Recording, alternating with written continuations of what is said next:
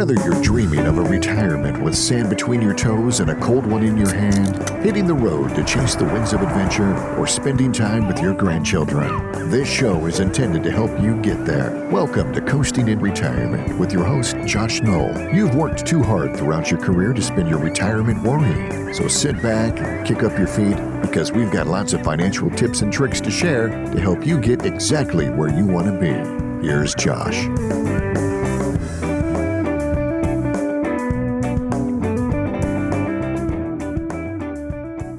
All right, good afternoon, everyone. Welcome to Coasting in Retirement.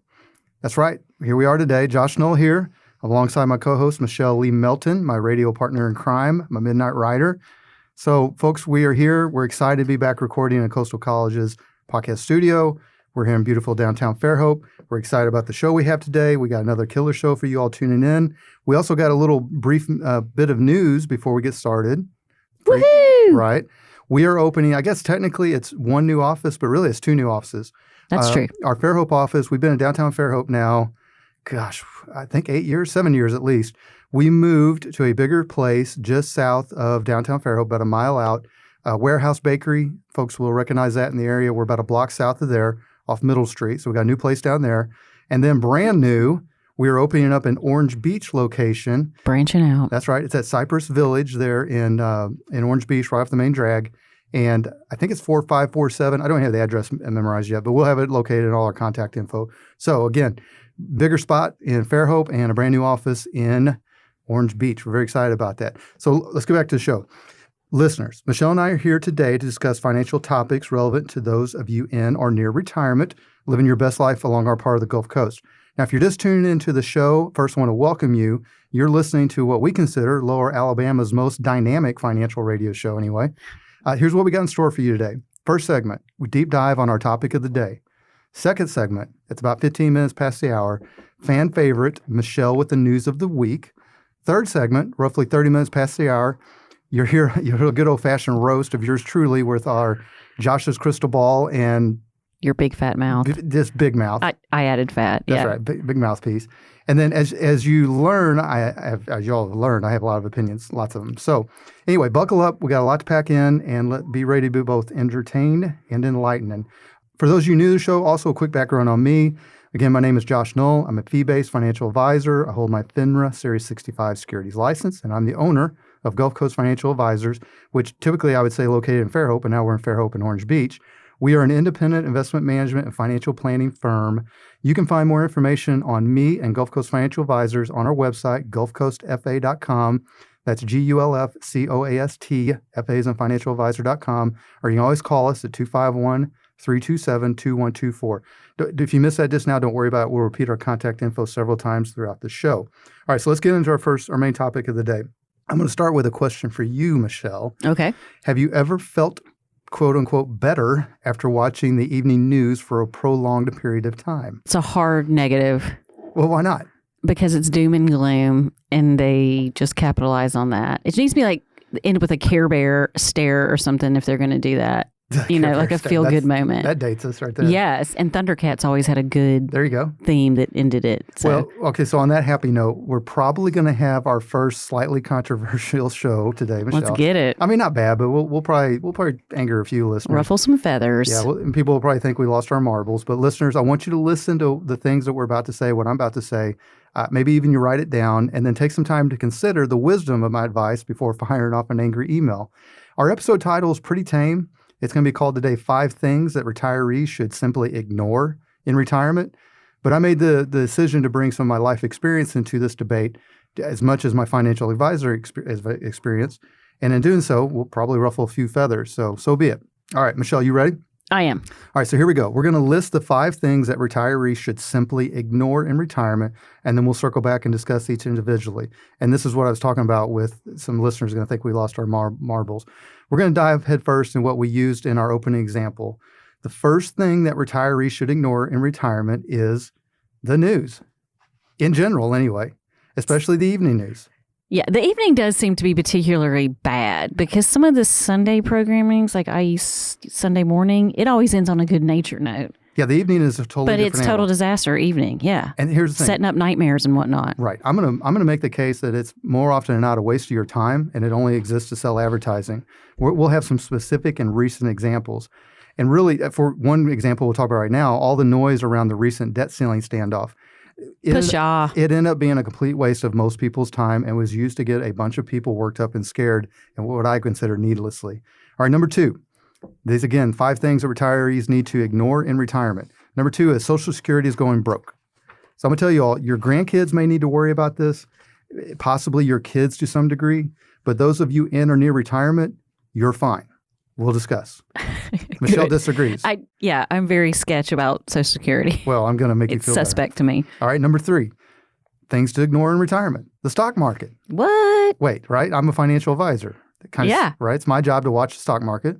That's true. Right. I mean, it is to some degree. Or the way I don't sit around and stare at 3 computer screens all day and stress out. That would be a day trader. And neither should you all if you're listening.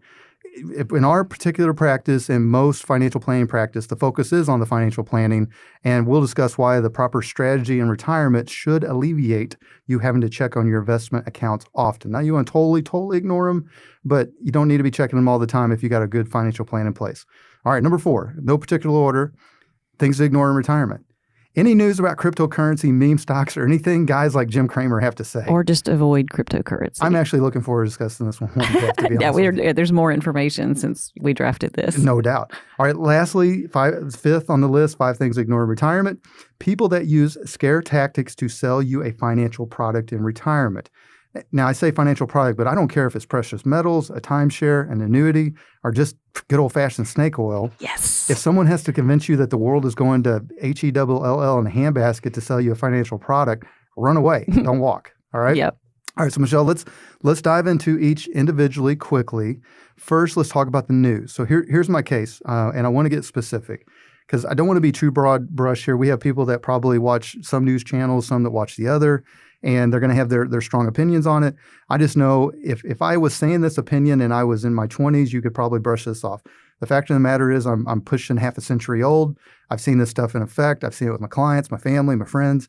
When you sit around and listen to the evening news, I'm going to put it this way, Michelle. I had a guy, a mentor, Eric Lucy, years ago. I used to really listen to a lot of talk radio, right? You still do. Well, but I listen to more podcast silly stuff now. But I would listen to the stuff that really got me worked up and upset, right? And I would talk to him. Again, he was kind of a mentor. And he was always at peace. He always just seemed so calm no matter what was going on. And I was always just like so wrapped up. Like, oh my gosh, I think the world's going to end tomorrow. And he told me one time, and I'll never forget this. He said, why don't you do this, Josh? Why don't you turn off the talk news for 6 months? Don't listen to any of it. Then I want you to turn it back on. And then I want you to come and report to me and tell me, has anything changed from what they're talking about? Has anything gotten done? Has anything been improved? That's accurate. It was pretty, yeah. Right. And so I did. I followed. I think I went about 3 months, but I turned it back on. I'm like, okay, this is just the same stuff regurgitated. Some other places on fire. Some other places on fire. Now, folks, I want to make sure we're clear on this. We're not saying to stick your head in the sand and ignore everything. I read, as Michelle can tell you, and through the research she does for the show, I read a ridiculous amount of news. Right? Correct. Right. I listen to a lot of podcasts. Including waking up at wee hours in the morning. Well, and the thing that my mentor, Eric Lucy, told me was, he said, I'll also make another bet. Even if you turn that stuff off, he said, even if you quit listening to the news, if something important happens in the world, you're going to hear about it. Truth. And it was the truth. All right. Our example here is with the recent debt ceiling conversation going on. Michelle, I got a question for you before we move on to the next topic. Okay. All right. The debt ceiling in the United States has been increased 78 times since 1960. Do you know how many times the United States government has failed to pay its obligations or service its debt in that time period? Goose egg. 0 times. And so my thing is, as a hyper-specific example, is the debt ceiling matters more as a political tool to leverage what each side wants. Agreed. Agreed, right.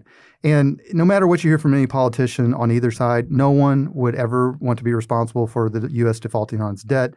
The fallout would be catastrophic. It would lead to probably an almost immediate crippling of the U.S. standing in the world. Particularly, it would elevate our enemies and our rivals. No one's going to be dumb enough. And to the Federal Reserve guy goes to Grateful Dead shows. Right. So that's my case. So he's not stressed. Don't think 5 things to ignore in retirement. For the most part, evening news. And here's the thing, listeners. I'll put it this way. Again, I'm not a kid. I've been on this earth for a while. Do this little self-check like I did. When you go to watch your evening news, to make a little note of how you feel before you start watching. Make a little note how you feel when you're done watching.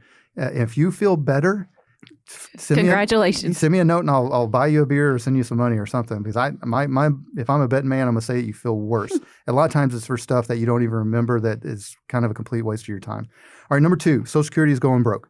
So Michelle, this is a concern of yours. Yes. All right. Do you mind to explain to the listener why? Because I think you hold a common viewpoint. Well, I have heard over and over again since probably in my 30s that it was going to dry up by the time I would actually need it. Right. And I don't know if that's true or not, but I don't think it's not true necessarily. Even though they did raise the money this year for what people get off of Social Security. Yeah, that cost of living. And I don't know how much before that they had done that, but so that was encouraging. But yeah, I'm suspect about Social Security. Well, so mathematically, how it's structured right now, sometime in the 2030s, yeah, technically it will go broke, right? That's not far away. But here's the thing, folks need to remember, all right? Especially if this show is for those of you in or near retirement. Although we have people of all ages listening, it's similar to what we talked about with the debt ceiling. If you wanted to see a political party or group of politicians get run out of office faster, have them mess with retirees' benefits. They're done. They're toast. So now we're going to talk more about this later in the episode, Michelle, but I do think, at least for us, our age, in our 40s, prime of our life, and our kids, the folks younger than us, I do think there is going to be the danger of a higher taxes related to it. I do think there may be possibly some means testing. If you've got, for example, $1 million in your 401k, they may say, hey, you don't need as much Social Security as the other person. But that's all just me, my big mouth looking to a crystal ball. The reality of it is Social Security, and I'll hold this to anybody who wants to have this debate, is the greatest single eliminator or reducer of poverty for elder people that's ever been successfully implemented in the history of mankind, period. I don't know. I don't have the numbers in front of us. We talked about it in a previous episode. But somewhere in the neighborhood of half to 60% of elderly folks were in below the poverty line before Social Security. Now, and I don't mean to make light of the ones that are still struggling, but now that number is down more around 10%. It's been a monumental success. What we need is more younger people paying into the system, but that's a topic for another show. All right. Number 3, stock market. 5 things to ignore in retirement. That's a touchy one on my line of work. I mean, I promise you there's a couple of listeners right now saying, well, I'm not going to talk to this guy. He doesn't even pay attention to the stock market. I'm not saying I don't pay attention to the stock market. I'm saying but you don't live and breathe by it. I'm saying if you're in retirement, if you have a structured financial plan, if you've got a plan in place, then you should get to a point where you don't have to check it all the time. And if you are checking it all the time, then you need to call either a financial advisor, a qualified financial advisor. You can call us, obviously, 251-327-2124. We're not magicians. We're not just going to totally eliminate any stock market concerns. But there is a way to get structure in this whole thing where you're not constantly checking your accounts. And if you are, you need to have a conversation, in my opinion. Let the people that are in the business or younger, let them worry about it for you and do the work in the financial plan so that you can live your life, okay? Number 4, and we're going to pick on more of this later in episode 2, but number 4, things to ignore, and this one I'm going to say totally ignore in retirement, those in or near retirement. Any news about cryptocurrency, meme stocks, or anything like guys like Jim Cramer have to say. All right, so we have tried to be fair on this show regarding cryptocurrency, right? We have. Yeah. No, we've given it a lot of airtime and looked at the bonuses and negatives. Yeah. Well, because as we've said in the past, Michelle, you and I both grew up in an area with all this technology change where the thought, if you'd asked us in college, did we think we'd be running around staring at a phone in our hands and checking our email on our phone and all that? We said, no way. Right? How's that going to happen? Yeah, because we barely had the internet then. Right. Yeah. So we've seen things change. So you try to keep it. You don't want to be the get off my lawn guy on some of this stuff. But I think it's been around long enough now, and I think it's being proved. And we'll talk more about why. That especially for those of you in or near retirement, crypto is not for you. It had its shot. It had a going on 15-year shot to prove something. Yeah, I can't even believe it lasted. it's been going on that long. Because to me, it just seems I just started to pay attention maybe in the last 2 or 3 years. And plus, it was invented by a guy that no one, if he knows, he really exists. All right. Or if the money really exists. All right. And then so meme stocks, those are stocks that are artificially inflated by a group of investors, typically kind of day trader type stuff. I think the latest one, what's the business just went out that we like to shop at? BBB. Oh, yeah, Bed Bath & Beyond. Yeah, they've done a little meme stock stuff with that. That of course, I just lost a bunch of regular retail investors a bunch of money. Our store is closed. I was there last night in that shopping center. Right. Dark. And then so we pick on Jim Cramer. So in the past, we've picked on Dave Ramsey a little bit. We've picked on Ken Fisher. We might pick on him some more, though, because he's in a huge lawsuit. Yeah, it's fair. Now we're going to pick on Jim Cramer. The guys that, we'll talk about more about this. We've got, I think Michelle pulled up an article or something where Jim Cramer's recommendations have actually underperformed just a S&P index fund. Yes, and something else too. It's no bueno. Yeah, there's no bueno. All right, and then lastly, 5 things to avoid in or near retirement. Anyone that tries to use scare tactics to sell you a financial product. Now, this kind of, as you can tell, there's a little bit of a tie to all these things. A lot of the fear or a lot of the selling around crypto was, hey, if the U.S. or the world financial engine falls apart, you can turn to crypto. Things with what stock market. You have people selling you financial products, typically a lot of times insurance products. They're selling you like, hey, you can't trust stock market. It's going to crash. It's going to wipe it all out. Social Security going broke is a common thing that are used by, I hate to say it, but financial advisors use Social Security going broke to sell certain products and services, right? So the main thing is it's fine if you want to hear that part of it out. What you'll probably find is typically when someone uses scare tactics to sell you a financial product, they probably are just really, really talented at telling that story. And I can tell you, I've been in the business now going, 14, 15 years. A lot of times they don't even buy it, but they're just really good at doing it. It sells a lot of stuff, especially the advertising. Back in the day, we're going to talk about more of this later, but when the internet, like Michelle and I talked about the internet coming along, social media, one would have thought that would have maybe made it more common on some of the interest and the products and services people buy. In fact, what it's done is the opposite. It's made it really, really narrow lane.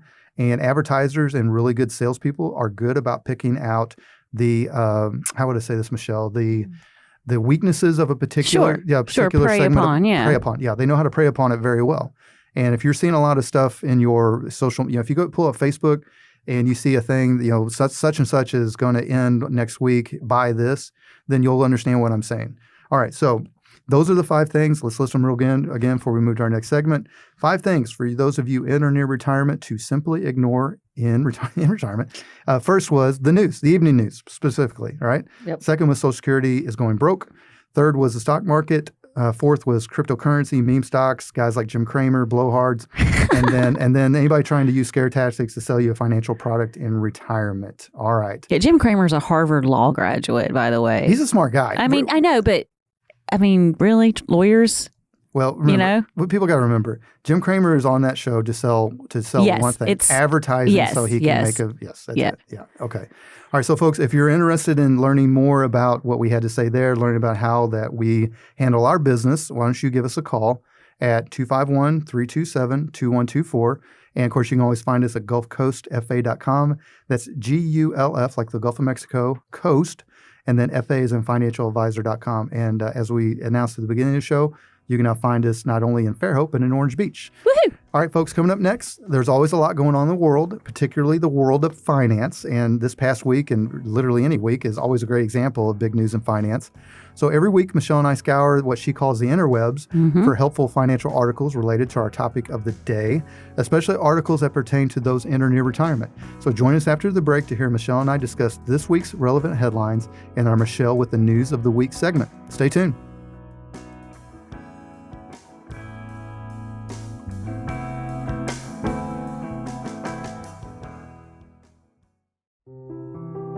Support for coasting in retirement is provided by Synergy Home Care of Daphne. At Synergy, we understand that people are happiest and healthiest where they are most comfortable, in their own homes. From companionship to around-the-clock care, we offer a range of in-home care services so your elder loved one can confidently age in place in the familiarity and comfort of their own home. In addition to seniors, we proudly provide wholehearted in-home care and support services to your loved ones who are living with a chronic condition, recovering from cancer, illness, or surgery. From personal assistance with bathing and dressing to senior companion care to fight isolation and loneliness, To support with housekeeping, errand, and transportation services, sometimes just a little extra help at home can make all the difference. You can reach Synergy Home Care at their Daphne location by calling 251-621-1900. That's 251-621-1900. Or by visiting synergyhomecare.com. SYNERGY homecare.com. Mention you heard us on Coasting in Retirement and receive 10% off your first month's service.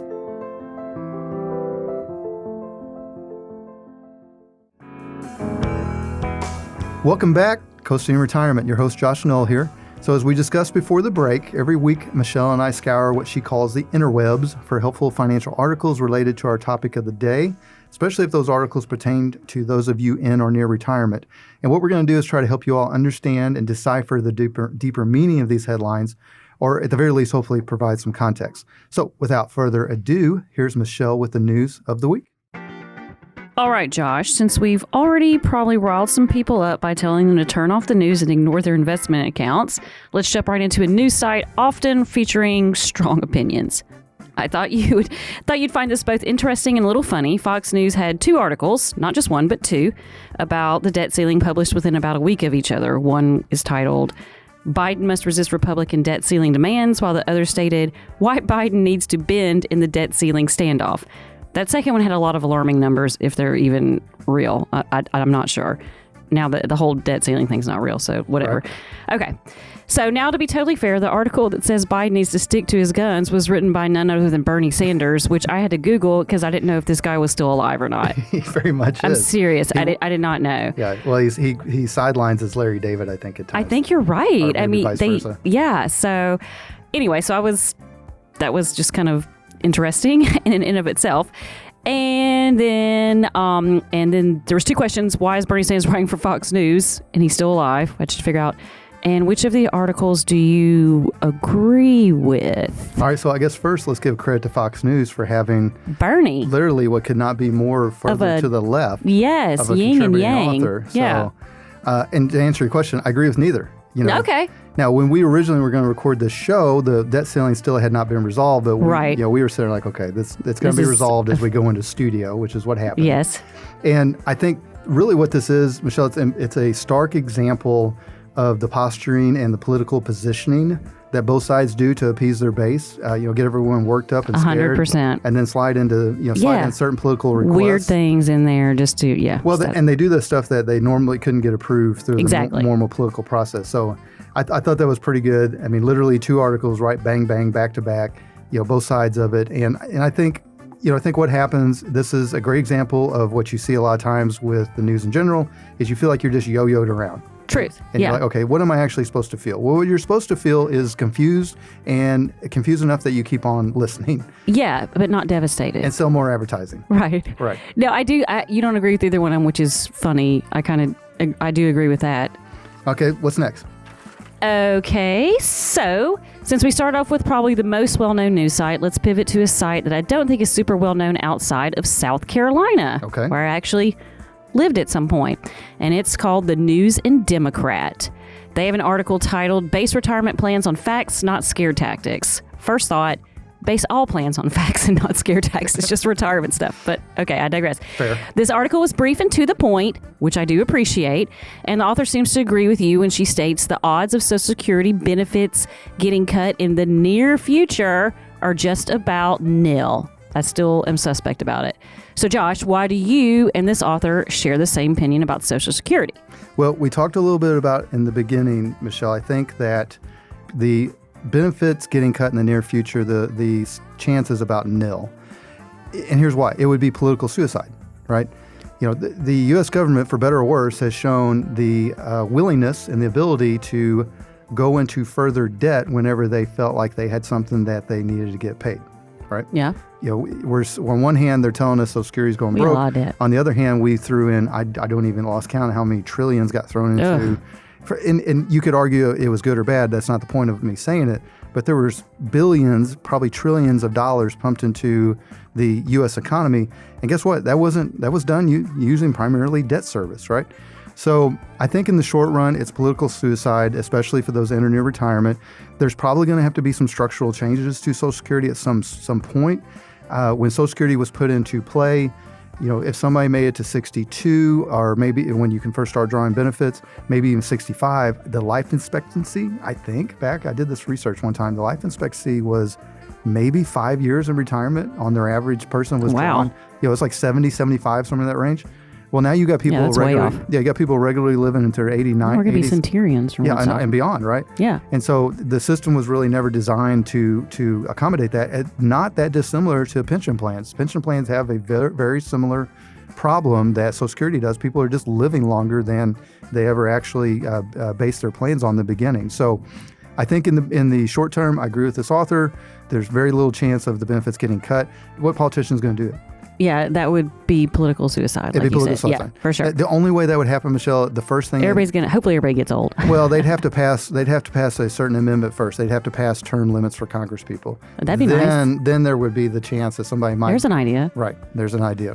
Very good. I will say I went down a wormhole in this one though because I wasn't familiar with. I mean, obviously I do pay into Social Security off my paycheck, right? Considerably. Yes. But since it's 2023, the payroll Social Security tax cap increased to $160,200. Yeah, and that's going to go up as well. Yeah, I can't remember when I didn't write down the last time it increased, but it was just this year, so that's a little factoid. Yep, if I was a betting person and looking at my crystal ball, that limit will go much higher. Right on. Right. Okay. All right, so next, let's see what our old friends at the Motley Fool are up to. They have a recent article titled, "What are meme stocks and are they worth the investment?" And I have to take a pause here, too, because I was thinking of emojis with memes, and I had a little giggle to myself before, because I just... Well, that's kind of the idea. The stuff that was going on in my brain was not necessarily what this article's about, but it was more fun. So anyway. Well, and Michelle, that's where the meme came from. I know. People using rocket ships to say a stock was going to the... Right. It's also from mema, which is Greek for imitation. Well, look at you just taking it to a whole nother educational level. I know. Yeah, I was trying to keep it on the bottom, the cookies on the bottom shelf. No. I went there. There you go. All right. So as usual, the Fool does a pretty good job of providing clear and unbiased information. And I guess I shouldn't have been surprised that the company's listed in their top 5 meme stocks. I don't pay a whole bit of attention to tech because I'm suspect of it and I'm a Luddite. But I'm pretty sure I haven't seen anyone double thumbing on a BlackBerry in many years, although I did appreciate them back in the day. Yet they're included on the list, even though they've evolved. So what say you about these meme stocks? Some of your favorites are on there. That Rivian's on there. Well, okay, yeah. So let's talk about it. Rivian's a great example. Rivian is for those who don't know, it's a electronic vehicle maker. It was kind of meant to be a truck and SUV competitor to Tesla, because Tesla, at least to date, has not produced out the door a true truck or a slab-sided SUV, if you will. And what has happened, like when this article was written, Michelle, and I think the article is only about a week old. Yeah, it's fresh. Yeah, it's pretty fresh. The stock market value as a writing of this article for Rivian, the overall valuation of the company was $13 billion. This is a company that has probably delivered a total of 100 vehicles. Only 100? Maybe. Are you serious? I know they're having a shortage of something. Let's be fair. Let's say it's 1,000. Okay. But whatever it is, it's less than what Ford. It's less than what Ford delivered before coffee. True. Month, Yeah. Right. Yes. And yet less. they got this market valuation of $13 billion. It's just a great example of, okay, fine. If you were somebody that invested early in Tesla, if you're somebody that invested early in Amazon, maybe caught Apple when it was on its downside, okay, fine. You did great. Rivian is more of an example of they are not first mover. This is not a first mover. This is not somebody that's got something the first time anybody has seen an electronic vehicle in the world. What this is they have the ability, they come in with the stock market and have basically, through little to no earnings, very little revenue, they've got this market cap that is sky high that has no underlying fundamentals to it.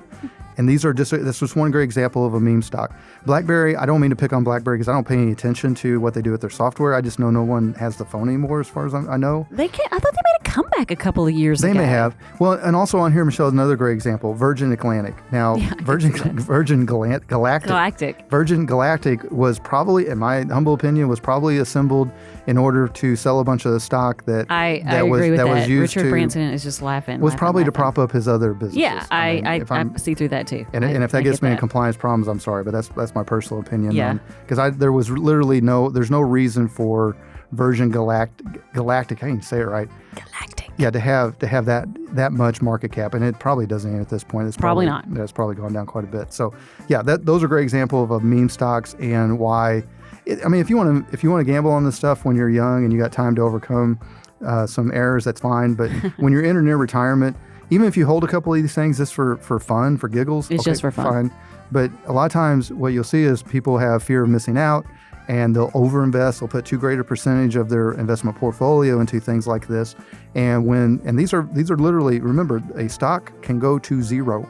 And these are things that even if they don't go to zero, if they go way down, they get really banged up in valuation, you're in trouble. So stay away from those.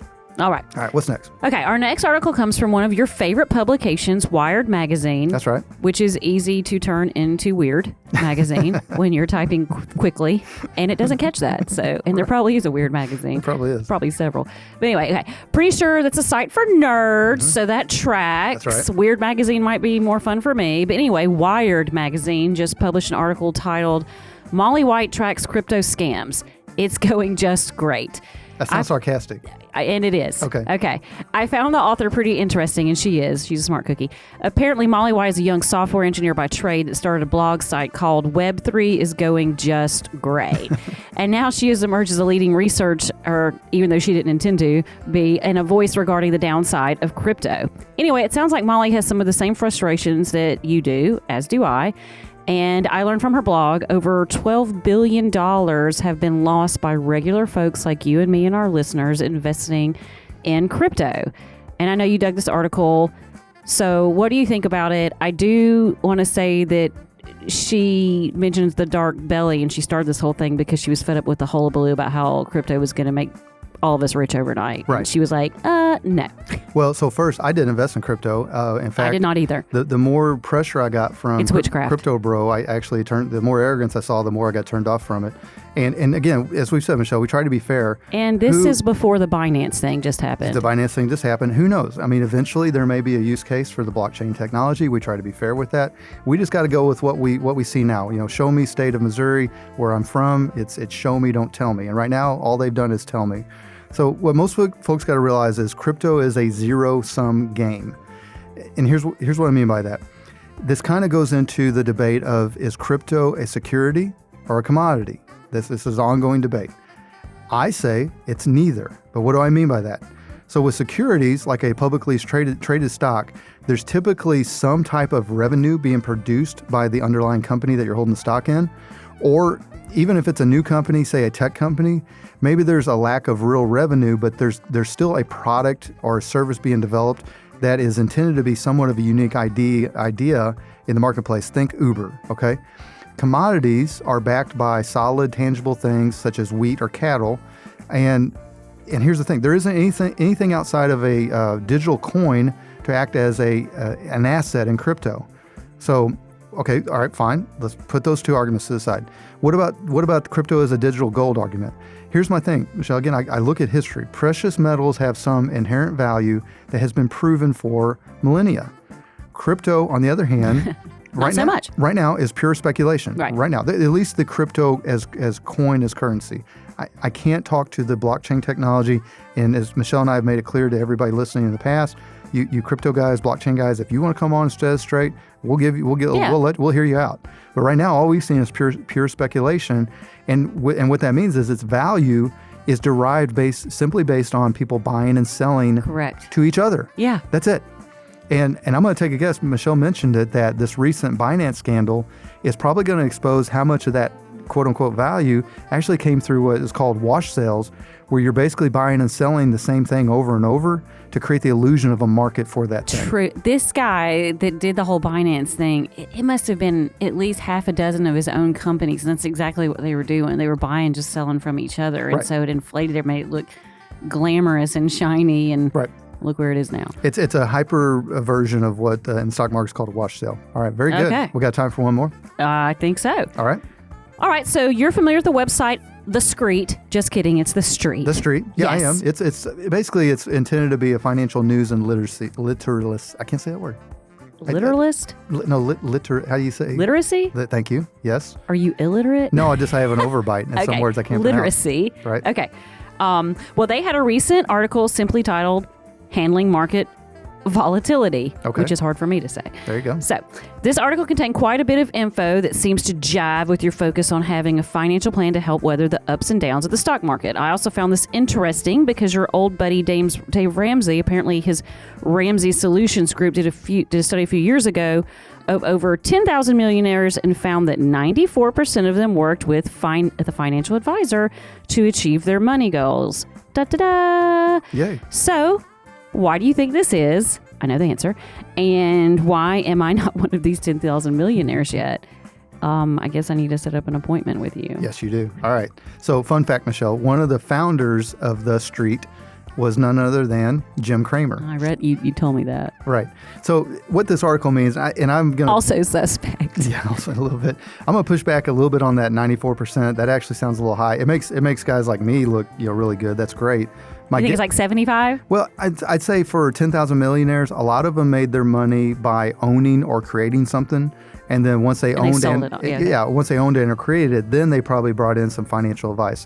As I tell my clients, my business owner clients, I feel like I do a good job. I definitely try hard. I do great. I do what I can do on financial planning.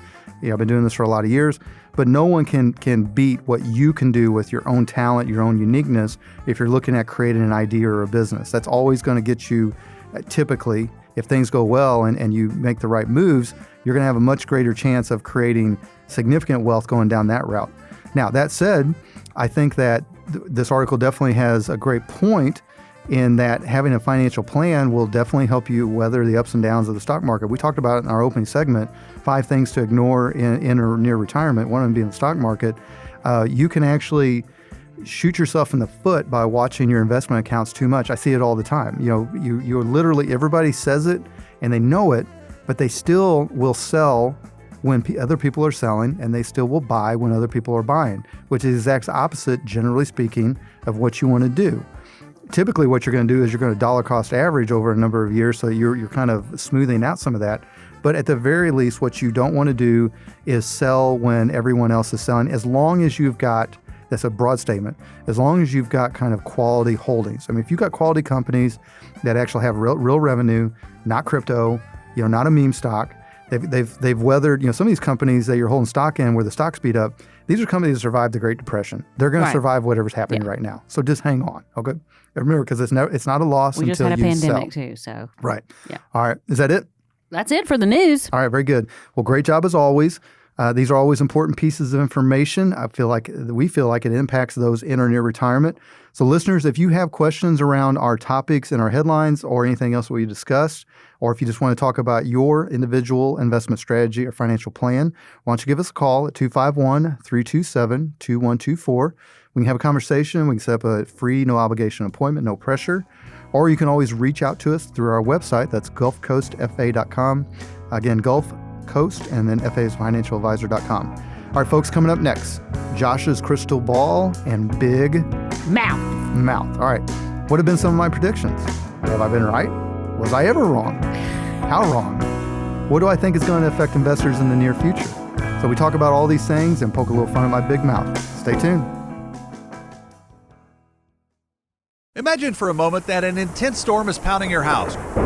Will your roof leak? Will the siding peel away? Will your basement flood? If your house is properly built and maintained, you'll be fine. What about your 401k or investments? The stock market's had a great run the last few years, but is its current turmoil making you feel uneasy? Are you confident your portfolio is built to weather a financial storm? Well, now might be a great time to get a second opinion on your retirement plan. Call Josh Knoll and the team at Gulf Coast Financial Advisors, 251-333-5151. They'll examine your portfolio and show you if your investments are in need of some weatherproofing. Get your no-obligation second opinion by calling Josh Knoll and the team at Gulf Coast Financial Advisors, 251-333-5151. Don't let your retirement get caught in the rain. 251-333-5151. Advisory services offered through Prime Capital Investment Advisors, LLC, a federally registered investment advisor. PCIA 6201 College Boulevard, Suite 150, Overland Park, Kansas 66211. PCIA doing business as Prime Capital Wealth Management and Qualified Plan Advisors. PCIA and Gulf Coast Financial Advisors are not affiliated.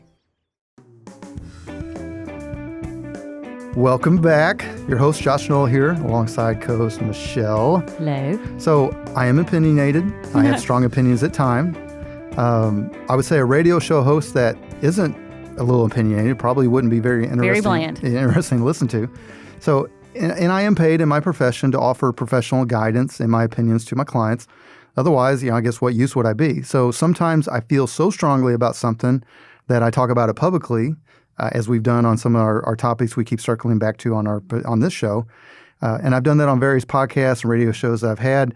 Sometimes I'll even make predictions. And while I'm usually proved right, I think anyway, there are times that I swing and miss. So if y'all want to hear me eat a little crow, then let's get at it with Josh's crystal ball and big mouth. All right, Michelle, what you got? Okay, so first, you stated both publicly and to your clients, often, I must add, that it is a very rare skill to consistently beat the market by a wide margin for years at a time, and that they should be very dubious of anyone that promises high returns, especially without discussing extraordinary risk.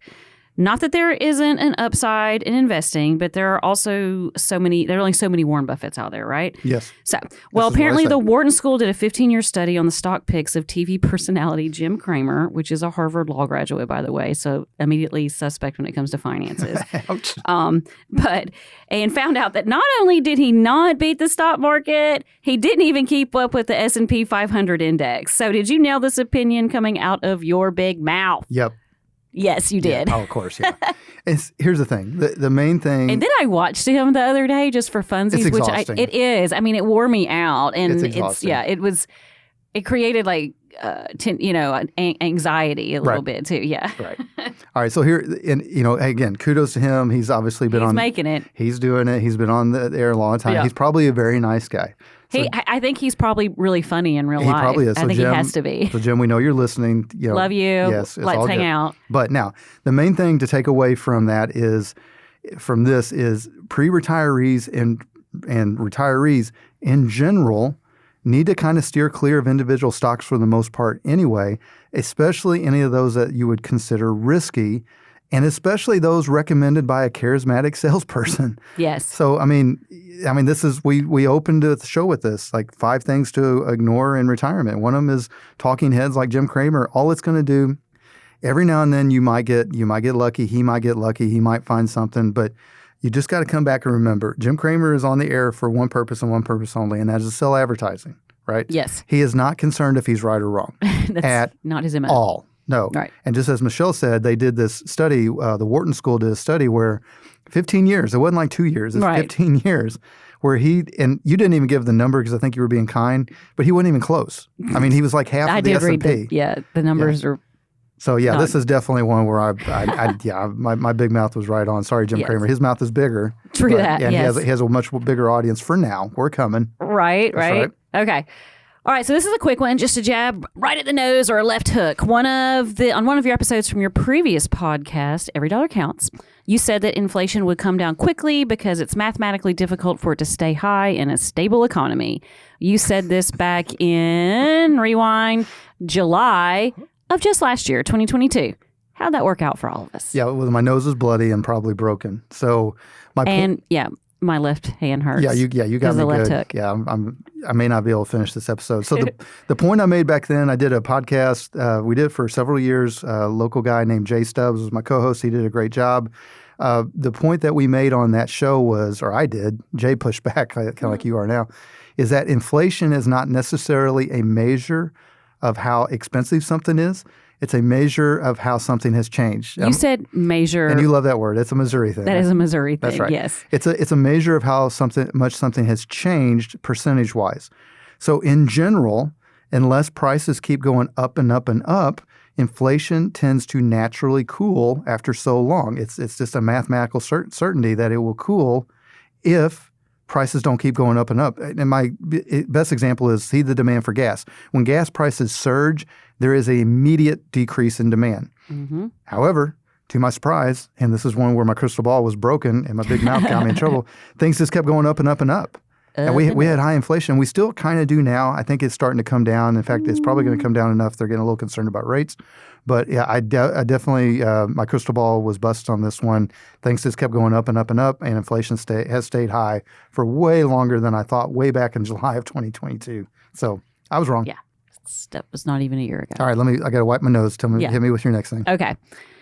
So let's rewind to back when everyone was going gaga about crypto. You held to your guns that no strong sovereign nation on earth would allow its citizens to print their own currency. And if they did, it wouldn't be for long. It'd be a little experiment that would go terribly awry. But anyway, as we discussed in the last segment, the news for crypto appears to be getting worse and worse. And it is. And this was written before it actually got even more worse. Right. So let me turn this on its head, because obviously you've been proven right, at least so far. Right.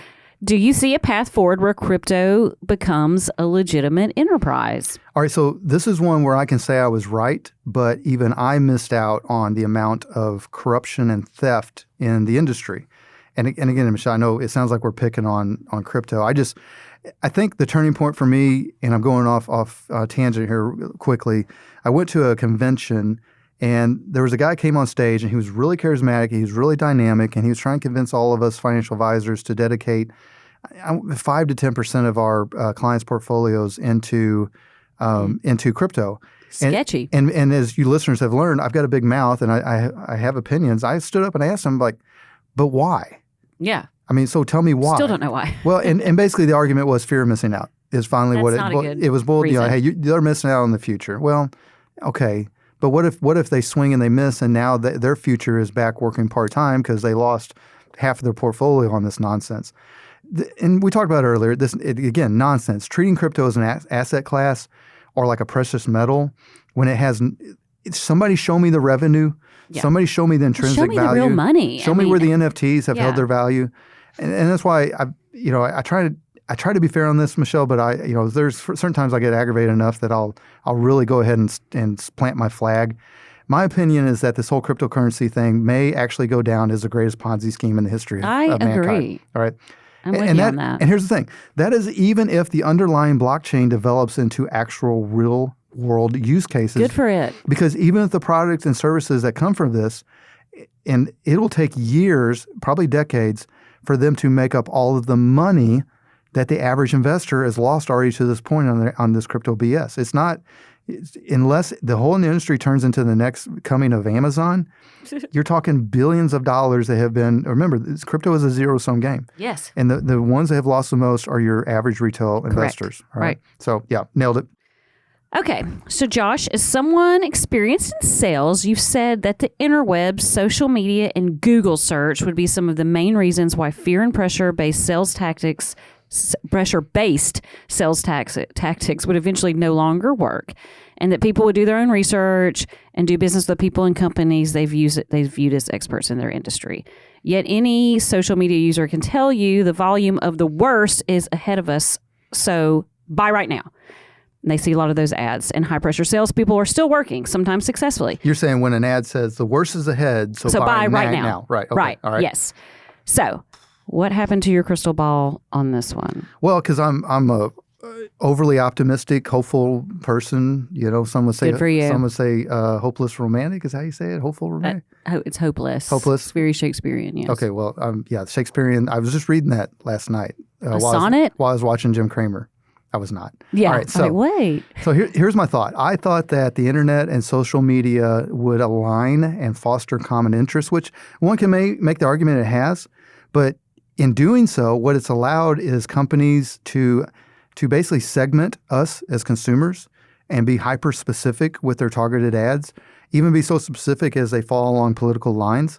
And what they've done is this opened up a door for a particular part of consumers. I would say everybody's probably got something that they're scared of that algorithms can probably eventually tell what they're scared of, and they can drill in on that. I don't know. I guess if anything, based on my social media things that pop up, I'm scared of not having a bigger boat maybe. I don't know. Fear of missing out. But the point being is what I thought would be more of an open and common interest type of discussion really has been drilled down into no more than what the people did back in the day when they were trying to sell things to the public. They'd come in and they'd scare them that they were missing out or they'd be hurt if they didn't get this. All these bad things would happen. Sometimes it's okay not to be like everybody else. I agreed. Right. Remember that when you are looking at something that you're like, they have to use the fear of the end of the world ending to sell you something, chances are, as much as you want to think you have common interests with that company or that person, you probably don't. Right. They probably just figured out a way to make money, and that's sad, and it aggravates me to the nth degree. Infinity and beyond. But unfortunately, my ever glass half full persona allowed me to whiff on that one. So my big mouth and my crystal ball was wrong. Oh, poor boo. All right, we got one more? Yes. So we'll finish with a prediction that we won't know the answer to for years. Okay. Maybe not even in our lifetime, but I doubt it. Will Social Security go away? And if not, will it stay the same? We know it won't because it changes anyway. But anyway, what does your crystal ball say about Social Security, Josh? All right, so yeah, this is where I get to make a prediction, right? Yeah, let's put a pin in it. Let's go. Put a pin in it. All right, so I'm gonna say this again. Social Security is the greatest social engineered success story in the history of mankind for reducing elderly poverty, period. It reduced it by over 90%. Now, you're going to have people pick on Social Security, and I'm going to tell you right now, because again, I've been on this earth almost half a century. Typically, the people that are picking on Social Security are the ones not drawing it.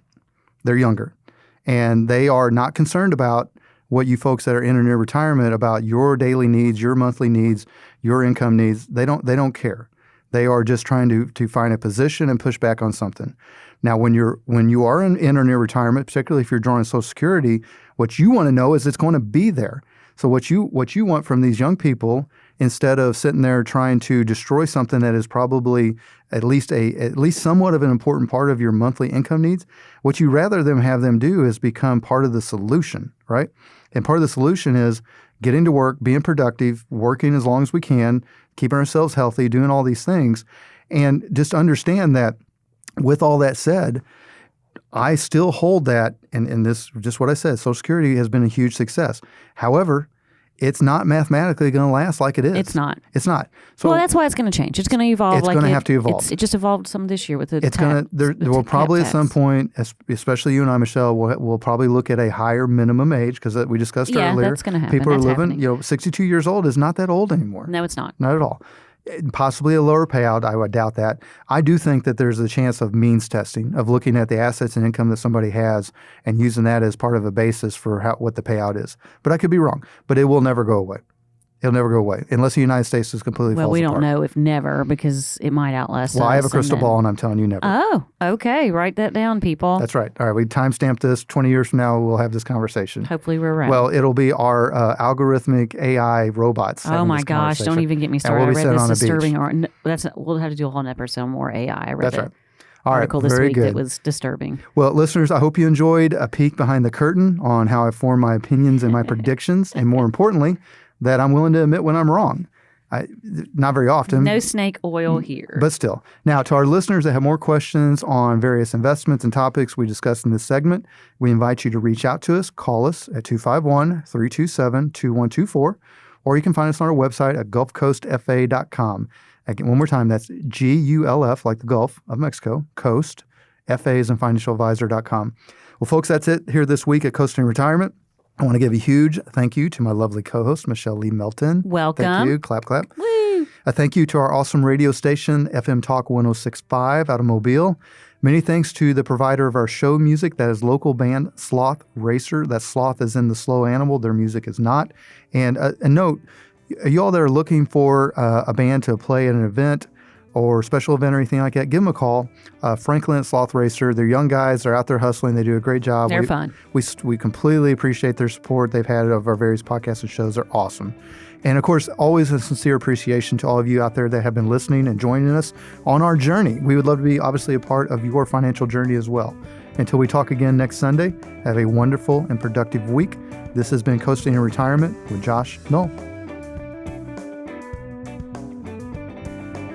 Advisory services offered through Prime Capital Investment Advisors, LLC, a federally registered investment advisor. Prime Capital Investment Advisors, LLC, 6201 College Boulevard, 7th floor, Overland Park, Kansas, 66211. Prime Capital Investment Advisors, LLC, doing business as Prime Capital Wealth Management and Qualified Plan Advisors, and Gulf Coast Financial Advisors are not affiliated. Gulf Coast Financial Advisors, Prime Capital Investment Advisors, Prime Capital Wealth Management, and Qualified Plan Advisors do not provide tax, legal, or accounting advice. This content has been prepared for informational purposes only and is not intended to provide and should not be relied on for tax, legal, or accounting advice. The information provided herein is not a complete analysis of every material fact regarding any strategy. It is intended only to provide insight into the opinions of the author. All information presented is for educational purposes only and is not an offer or solicitation for the sale or purchase of any securities.